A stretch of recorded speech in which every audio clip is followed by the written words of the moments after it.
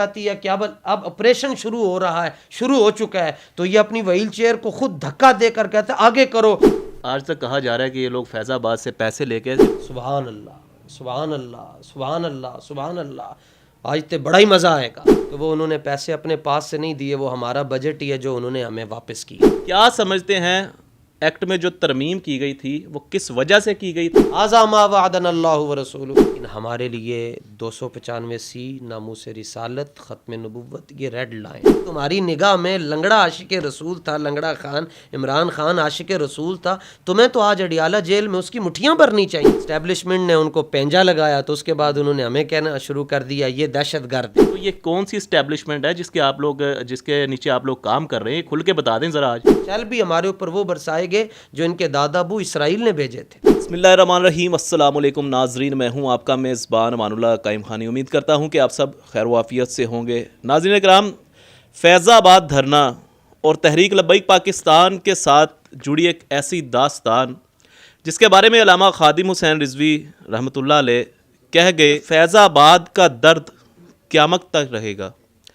آج ہمارے ساتھ مفتی حسن رضا نقشبندی صاحب موجود ہیں. تحریک لبیک پاکستان میں بڑی شناخت بھی ہے آپ کی جناب کی، اور بابا جی خادم حسین رضوی رحمۃ اللہ علیہ کے شاگرد خاص بھی ہیں. علامہ صاحب 25 نومبر آج کی جو ڈیٹ ہے، 2017 سے لے کے 2023 تک 6 سال گزر گئے. بڑے اہم سوال آپ سے کرنے جا رہا ہوں کہ 2017 میں ایک ایکٹ پیش کیا گیا تھا جسے الیکشن ایکٹ کا نام دیا گیا تھا. اس میں الیکشن ایکٹ میں ترمیم کر دی گئی اور علامہ خادم حسین رضوی صاحب نے 21 دن کا دھرنا دیا. کیا سمجھتے ہیں ایکٹ میں جو ترمیم کی گئی تھی وہ کس وجہ سے کی گئی تھی، اور وہ ترمیم کیا کی گئی تھی، وہ بھی ناظرین کو ذرا بتائیے گا.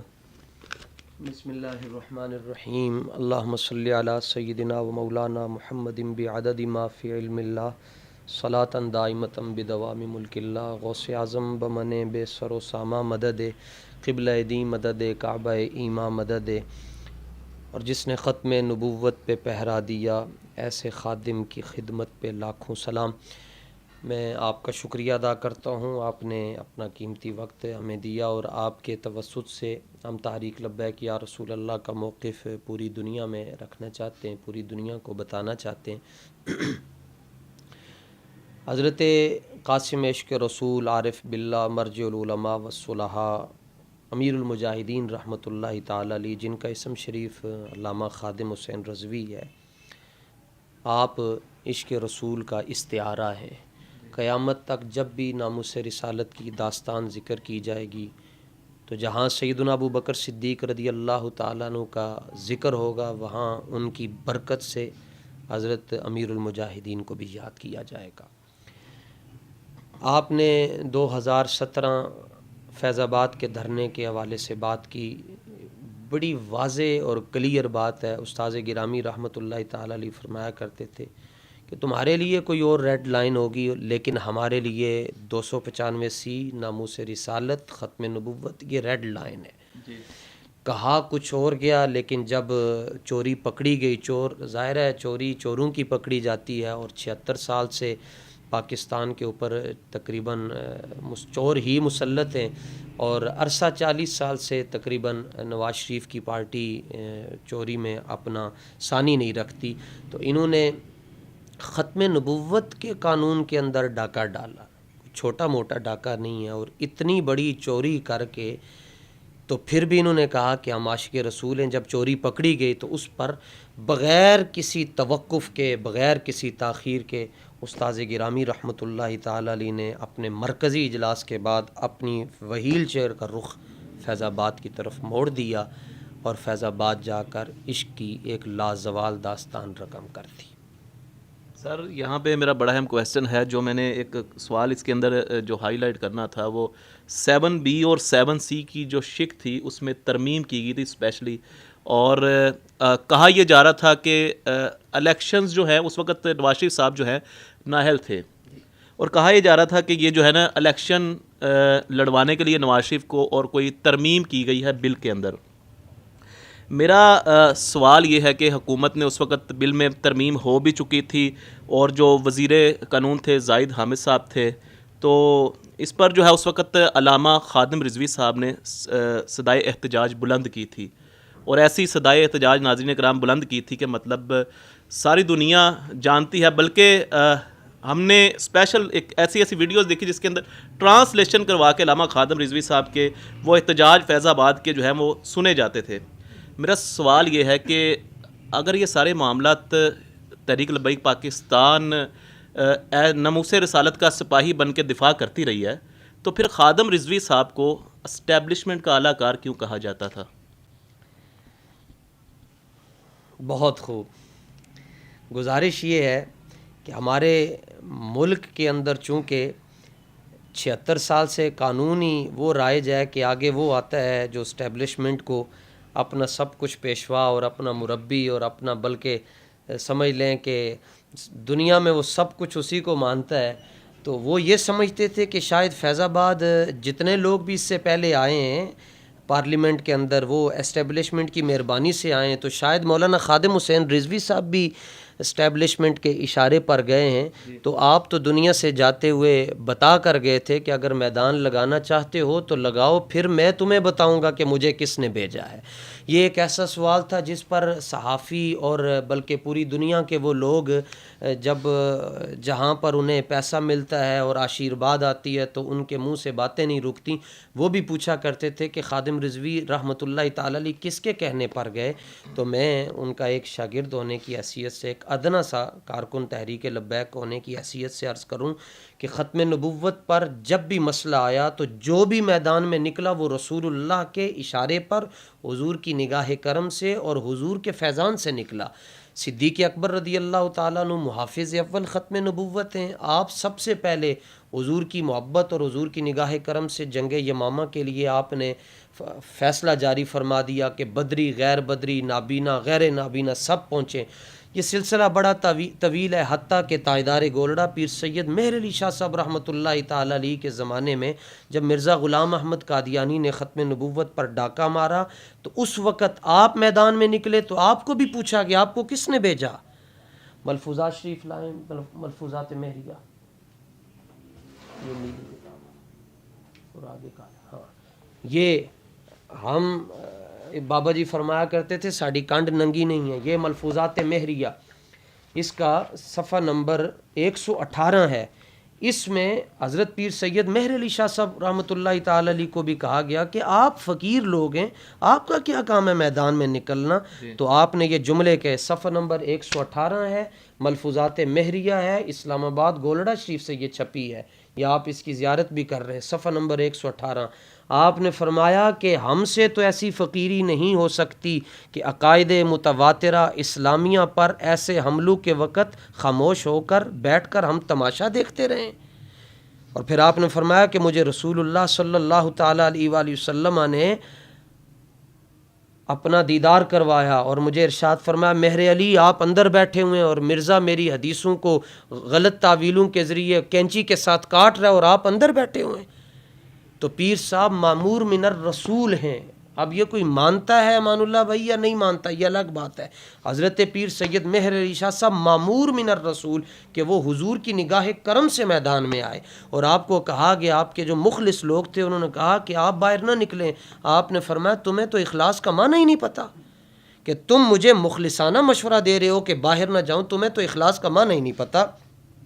تو جس طرح تاجدار گولڑا معمور من الرسول ہیں، اسی طرح 2017 کا جو دھرنا ہے اس میں بابا جی فیض آباد تشریف لے کر گئے، اپنی مرضی سے نہیں گئے، آپ کا انتخاب بارگاہ رسالت سے ہوا ہے۔ اور اس کی سب سے بڑی دلیل یہ ہے کہ کتنے لوگ ہیں، کتنے عرصوں سے ان کا کام ہو رہا ہے۔ 2017 میں بابا جی فیض آباد پہنچے اور پوری دنیا میں خادم رضوی خادم رضوی خادم رضوی ہو گئی۔ سر بڑا اہم کویسچن میرا یہاں پہ آپ سے، آپ نے کہا جی کہ خادم رضوی صاحب اپنی مرضی سے فیض آباد نہیں گئے۔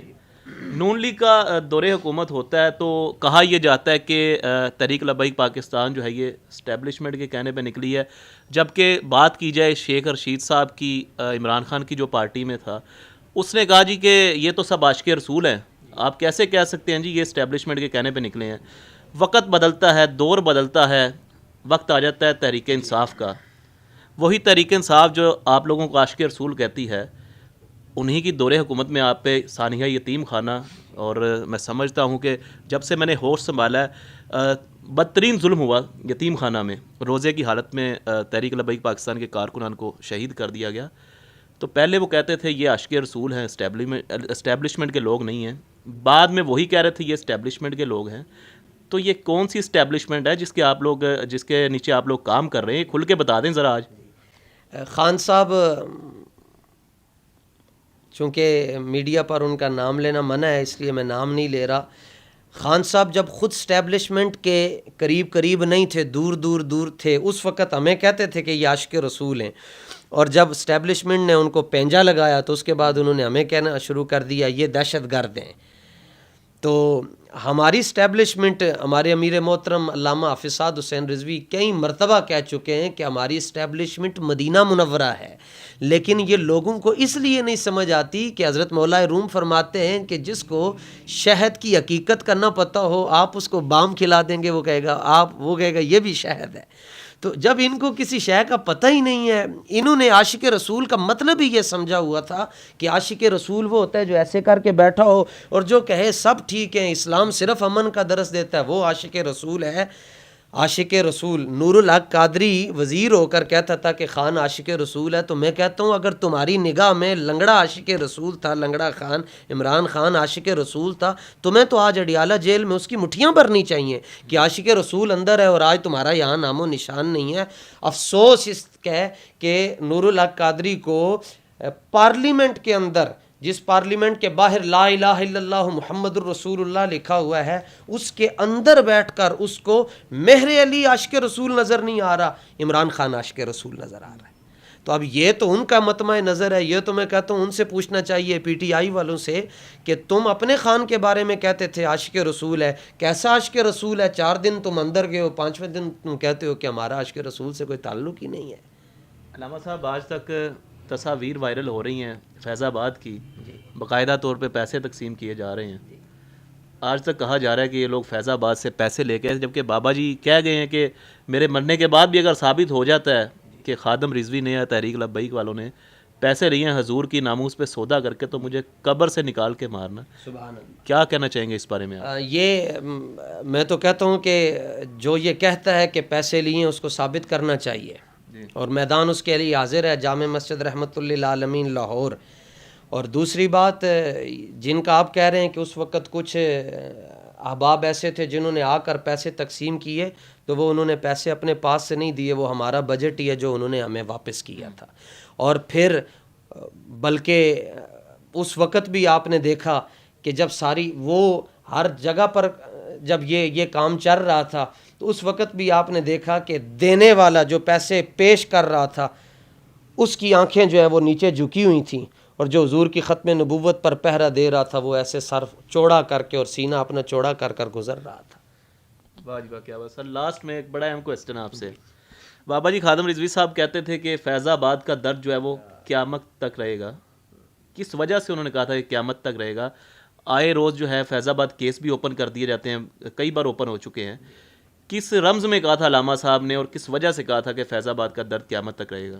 اصل بات یہ ہے امان اللہ بھائی، آج کی تاریخ جو ہے نا جی 25 نومبر، یہ میں اور آپ بیٹھ کر تو انٹرویو دے رہے ہیں اور لے رہے ہیں، لیکن قربان جائیں ان پر جنہوں نے یہ انٹرویو محبت رسول کا فیض آباد کے دھرنے میں اور فیض آباد کے مقام پر بیٹھ کر دیا. اور امیر المجاہدین پر جب شیل برسائے جا رہے تھے تو آج تک یہ سب ویڈیوز میں موجود ہے کہ آپ نے کسی کو نہیں کہا کہ مجھے ماسک دو. اور چاروں طرف سے جب شیل آ رہے تھے تو ایک جملہ امیر المجاہدین رحمۃ اللہ تعالی علیہ کی زبان پر وہ آج بھی میڈیا میں موجود ہے، دنیا نیوز کے، جب سینئر صحافی اور اینکر نے سوال پوچھا تھا کہ اب تو چاروں طرف سے آپ کو گھیر لیا تھا، تو بابا جی نے کہا تھا سبحان اللہ سبحان اللہ سبحان اللہ سبحان اللہ، آج تے بڑا ہی مزہ آئے گا، آج تے بڑا ہی مزہ آئے گا. یہ بابا جی کا یہ جملہ 14 صدیاں پیچھے آپ کو جانا پڑے گا.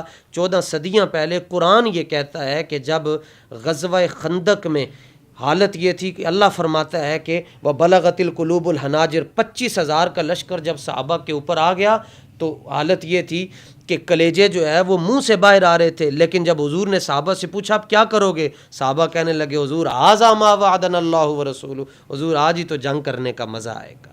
صدیوں پہلے جو جملے صحابہ نے کہے، صحابہ کی برکت سے صدیوں بعد حضرت قبلہ امیر المجاہدین رحمۃ اللہ تعالی علیہ نے کہے.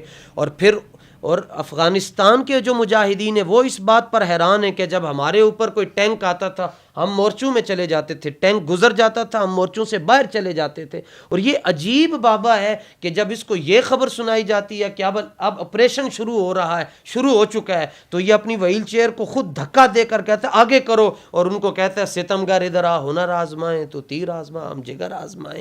اب ظاہر ہے یہ ہماری پوری جو جوڈیشری ہے اور پورے جتنے بھی ہمارے ادارے ہیں وہ تو پریشان ہیں یار کہ ہم تو ایک شیل نہیں برداشت کر سکتے، اور شیل بھی ہمارے اوپر وہ برسائے گئے جو ان کے دادا ابو اسرائیل نے بھیجے تھے.